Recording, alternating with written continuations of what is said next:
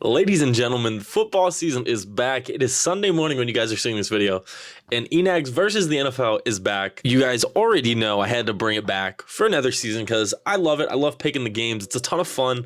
I like seeing how correct I was. And last year total, I went 152 and 76 money line and 122 and 99 against the spread. So honestly, not horrible, especially against the spread. That's pretty good. Being 23 games over 500 is not bad at all. But we're gonna do it again, guys. We're gonna see what we can do, see if I can get some picks right and pick the whole NFL season correctly, you know? And again, we're gonna use this injury report thing just to look at. It's Saturday night, so stuff should be kind of up to date, but we'll kind of see. We have the New Orleans Saints minus 5.5 point favorites at the Atlanta Falcons. I think this one's a pretty easy game, if I'm being honest. I don't think the Falcons are gonna be that good this year. I think they're kind of building. I think Kyle Pitts is great. I think AJ Terrell is great. I do think that Drake London can be a star receiver in the league after he gets some years, but I really don't think Mariota is gonna be that great. I don't think their defense is kind of what I think holds them back for the Falcons, just because besides AJ Terrell, it's a lot of question marks all up and down the board. I think the Saints are going to be good. I still have some question marks about them. We don't know about their receivers. I mean, Jarvis Landry is fine. We don't know if Michael Thomas is really going to be great. He's already on the injury list, which isn't awesome. Then we have Olave, who I think is going to be great. And when Jameis is back, you got to be excited for a little bit of Jameis, you know? So I'm going to pick the Saints to win and to cover this, even though I've heard that you're supposed to take home underdogs in the division week 1. Apparently that's really big. So do I pick the Saints to win but Falcons to cover it? Let's do it. Let's do it. We're going to pick the Saints to win, but the Falcons to cover. Falcons are going to cover 5.5. Already starting off with probably a pick that I don't think a lot of you are going to agree with there, but we'll see. And next we have the Browns at the Carolina Panthers. It is a pick'em. The Browns, Greedy Williams is out. Conklin, Hubbard, and Michael Woods are all questionable.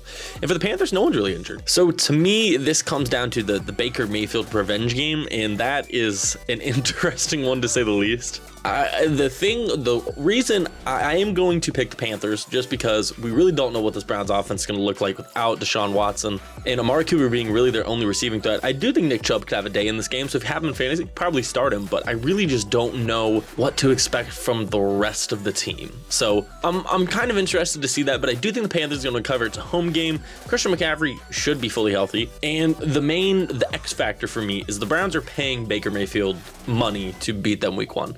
And the last person I think in the world you want to give just give any incentive to beat you is Baker Mayfield. So I'm going to pick the Panthers to win and cover, even though it's even. It's just to pick them. 49ers minus 7 at the Chicago Bears. I'm pretty sure George Kittle is doubtful at this point. I'm not sure.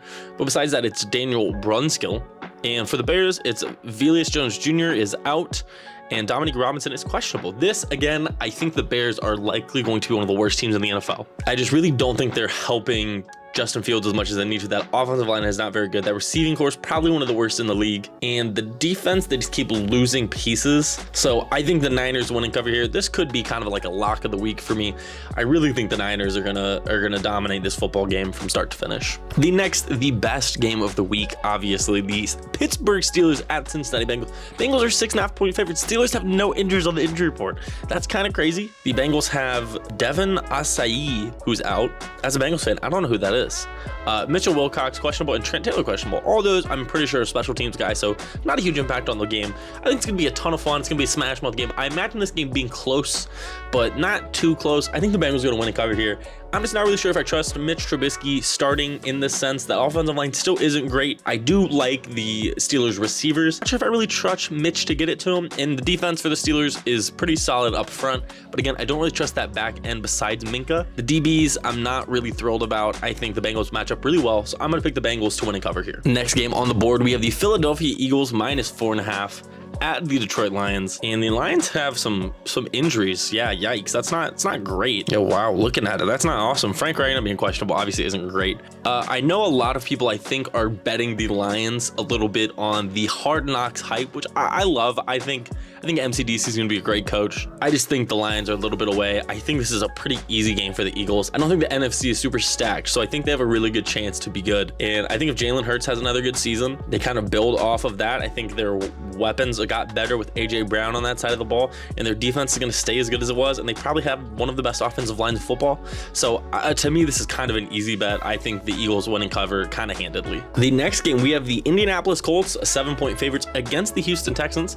Darius Leonard, who is now Shaquille Leonard, is out, and Dennis Kelly is questionable with a knee injury, and Mario Addison is doubtful for the Texans. This is one of the weird ones. I think the Colts are going to win. I think Texans are going to cover. I think they're going to keep it close. I think Dameon Pierce is going to have a big game, and I think this is the divisional underdog bet that I'm gonna ride that. Apparently that's kind of the move, and I just think it's likely here. I think the Colts could get off to a slow-ish start. I think Matt Ryan being the new offense, I think Jonathan Taylor picks up where he left off, but I also think this is going to be a ground game for both teams. I really see this being a huge running game, which to me plays into the low-scoring aspect, so I think this is going to be a close game, so I think the Colts win, but the Texans cover 7. The next game is the New England Patriots at the Miami Dolphins. 3.5-point favorite goes to the Dolphins, and I think this is going to be one of the most fun matchups of the weekend, honestly. The new revamped Dolphins are going to be super fun to watch, must-see TV in my opinion in the first few weeks, just because you have no idea what this team's going to look like, especially with Mike McDaniel coaching and Tyreek Hill on that offense. I think that's going to be electric to see. I'm trying to see which one of these names ring a bell for me. Eric Rowe a little bit, Raekwon Davis for the Dolphins, Isaiah Wynn being questionable, Jacoby Myers isn't great, Ty Montgomery also not great. I think the Dolphins going to cover here. I think even though the Patriots do tend to give teams fits first time they see them, especially with a rookie coach, I think Bill Belichick could take advantage of that. So that wouldn't shock me if they won. But I mean, the Dolphins just have so much firepower. They have a really good offense, and if Tua is ever going to show that this is his time, it's going to be now. He kind of has to with Waddle and Tyreek. Gesicki's good. He really has to turn on this year. So I'm going to say that the Dolphins win and cover for Tua's sake. The Ravens at the Jets. Ravens are 6.5-point favorites. Ronnie Stanley is out. J.K. Dobbins is questionable. Travis Jones is out. And Marcus Peters is questionable. So Marcus Peters and J.K. Dobbins, I'm really not sure how they're going to play into this role right now. They seem to have some nagging injuries. Pretty much the Ravens, I think, do. But the Jets, Zach Wilson is going to be out. So they are going to start Joe Flacco, which is not good. Dwayne Brown is out. George Fant questionable. So I just think the Ravens, I think it's just going to be a tough game. It's going to be a tough game for the Jets. I think the Ravens are going to win and cover this kind of easily. I just think Zach Wilson being out, Joe Flacco being your starting quarterback week 1 is not ideal. It's not what they wanted either. I was really excited to see Zach Wilson in this new offense. But yeah, I think the Ravens are going to win and cover. I think it's a kind of a bounce back game for the Ravens. I think they're coming in with a bad taste in their mouth off of last season. So I expect the Ravens to win this one big. A very interesting game here. Jacksonville Jaguars at the Washington Commanders. -2.5-point favorite goes to the Commanders. And just a quick one here. Cameron Curl being out is big, and Logan Thomas being questionable is big. I think the Jags are going to win this game. I think I was high on the Jags last year, week 1, and boy, did that not end out well for me. But I'm going to take the Jags to win and cover this one. I think I like them as a sleeper. I think Carson Wentz still might be seeing some ghosts playing the Jags again after last year, how that ended with Indianapolis. And I just think things are going to be a little bit better in Jacksonville. I think Peterson's going to turn around Trevor Lawrence after a mediocre season for him. I think Etienne coming back is big time for them. And I think their receiving core is going to be pretty interesting for Trevor to kind of excel. So give me the Jags to win and cover this one. We love an underdog. We have the New York Giants at the Tennessee Titans. -5.5-point favorite are the Titans. Thibodeau is doubtful. As Ojulari is also doubtful, and the Titans seem to have a lot of guys out. To me, I really don't love taking the Titans here just because of that loss of A.J. Brown. I really don't know what their offense is going to look like.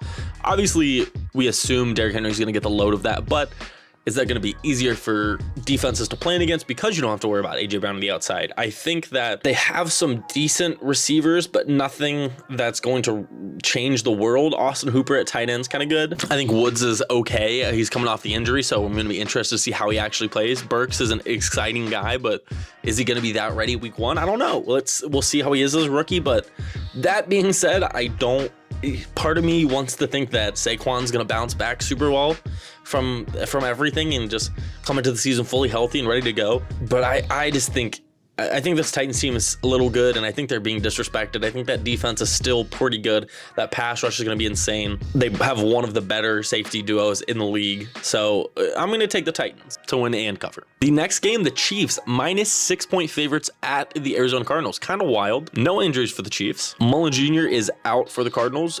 JJ is questionable, Ertz questionable, Justin Puig questionable, Cody Ford is out, Rondell Moore is out, Byron Jones is questionable. Yeah, I think the Chiefs going to cover this. I still don't like the Cardinals DBs. I don't like that situation there, especially with Patrick Mahomes on the other side of the field. I just really don't think this is a great matchup for the Cardinals, even though early in the season, the Cardinals normally when they play the best. I mean, there's no new Call of Duty out, so Kyler Murray might have a good game, but who knows? But I like the Chiefs to win and cover this. It's Mahomes pretty much, and even though Tyreek Hill's gone, I think he's still gonna have a good season, and I think they're gonna cover this one.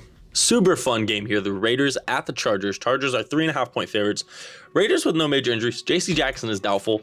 Donald Parham, the GOAT of Madden 23, doubtful, and Drew Tranquil is questionable. I think with the additions that both teams have made, I think Devontae Adams going on the Raiders is huge. I know Darren Waller, I think, just signed an extension today, being Saturday, but you guys are going to see this on Sunday. And the Chargers with Khalil Mack, JC Jackson is doubtful for the game. I'm expecting big things from Justin Herbert. I really think he needs to come out swinging. I think he needs to have an MVP caliber season this year, and I think he's extremely capable of it. This Chargers team has to be good. They really do. They're building to win now, so they have to start off hot. I think the Raiders defense is the only thing that, well, they just got Chandler Jones too with Max Crosby. I think that's a great matchup. This is just going to be a super fun game.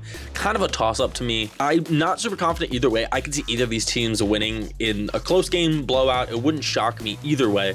I am going to take the Chargers to win and cover, but I honestly wouldn't bet on this game. I mean, I would just kind of watch the fireworks and have a great time. To me, I think this is the most interesting game of the weekend. The Green Bay Packers are 1.5-point favorites at the Minnesota Vikings. Allen Lazard is doubtful. Bakhtiari and Ellington Jenkins are both questionable. For the Vikings, they seem pretty healthy, and I really don't love the fact that Aaron Rodgers is going to have like a few receiving weapons that he's played with before, and I don't love that. I think this Viking team is going to be really good. I forget, I've got to look up who's their head coach now. It's Kevin O'Connell. I remember he was the offensive coordinator for the Rams when they sadly beat my Bengals, but I think coming from that system, I think they're going to try to utilize Justin Jefferson in a great way. I think the thing is they've been a little too run dominant when they need to throw the ball to such a versatile receiver like him. So I'm going to take the Vikings to win and cover this one. The home dog mentality in the divisional game. And I just think the Vikings are going to be really good.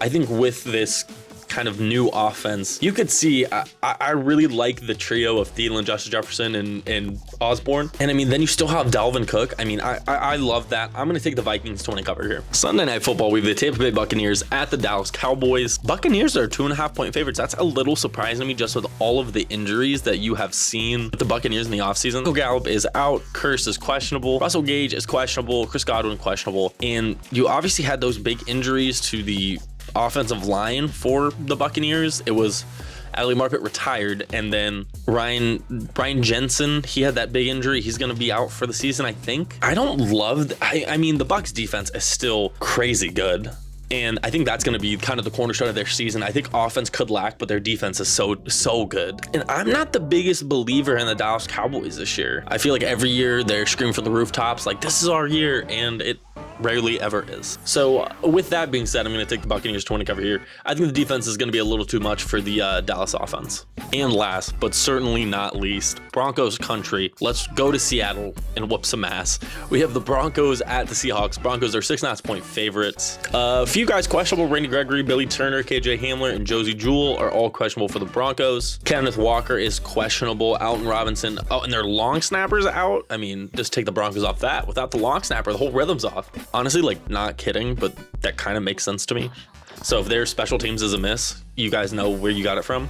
But I am going to take the Broncos to win to cover this. I think Russell's going to come out with a little bit of anger. And I just think the Seahawks are also going to be bad. I think it's going to be the Seahawks and the Bears kind of battling for worst team in the league this year.